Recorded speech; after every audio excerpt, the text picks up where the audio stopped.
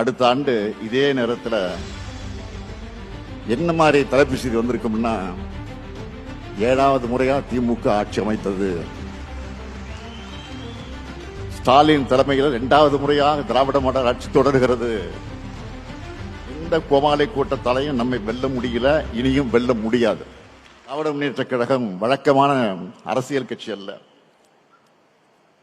வரலாற்றில் எத்தனையோ அரசியல் கட்சிகள் வரும் போகும்.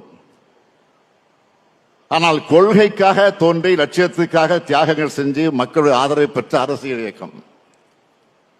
இந்தியாவிலே முதலாக ஒரு மாநில கட்சி ஆட்சியை பிடிச்ச வரலாற்றை பிடிச்ச இயக்கம் தான் நம்முடைய இயக்கம். எத்தனை சோதனைகள் நெருப்பாறுகள் வந்தாலும் அதுல எதிர்நீச்சல் போட்டு உயர்ந்து நிற்கும். அப்படி இந்த மண்ணில் சமத்துவம், சுயமரியாதை, சமூக நீதி ஆகியவற்றின் அடிப்படையில் எல்லோருக்கும் எல்லாம் கிடைக்கணும்னு உருவானங்கக்கூடியவங்க நாம. இனத்துக்காக உரிமை குரல் எழுப்புறவங்க நாம. கொள்கைக்காக வாழ்கிறவங்க நாம.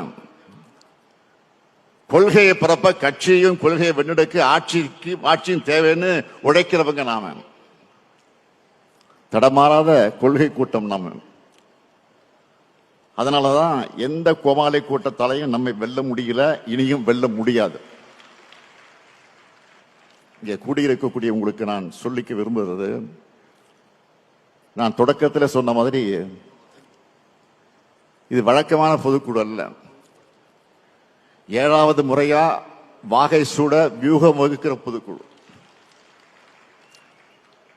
அடுத்த ஆண்டு இதே நேரத்தில் என்ன மாதிரி தலைப்பு செய்தி வந்திருக்கும்னா, 7வது முறையா திமுக ஆட்சி அமைத்தது,